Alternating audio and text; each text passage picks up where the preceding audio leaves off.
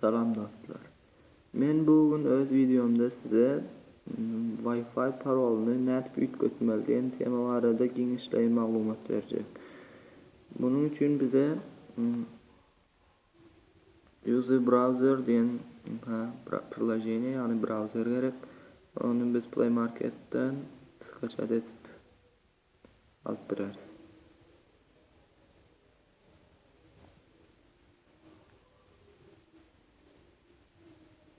Hemen ayam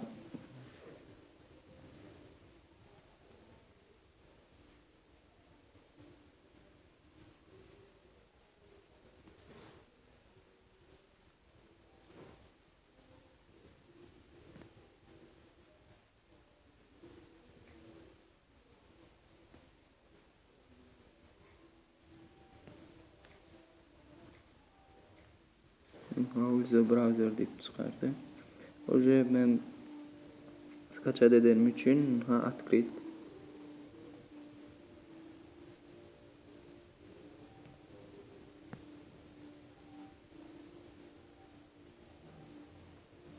Введите запрос или адрес.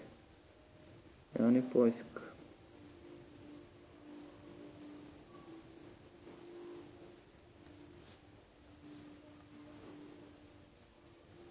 Biz bu yere 192.168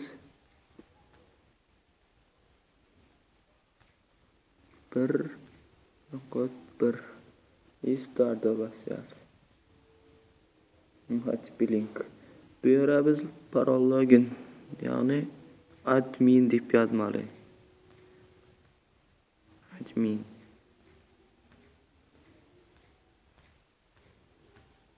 Poisk. Evet, sizin browser'ınız şunu alalım. Sonra quick setup.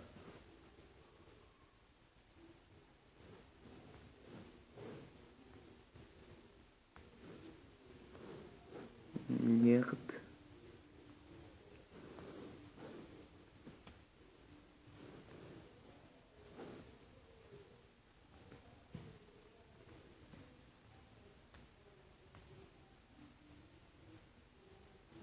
Siz şu yere özünüzün parolunuzu, bu yere Wi-Fi'nin adını yiyin. Hemen kişilik Wi-Fi. Siz onu yutqazıp bilersiniz. Bu yere parol, öz parolunuz.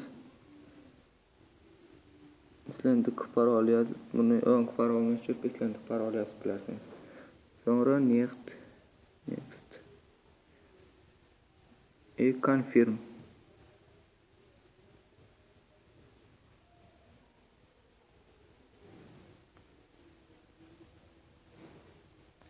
Bo'ldi. Sizin Wi-Fi'niz şu vaqt o'chib qoladi. Sonra siz yana men ko'chdi.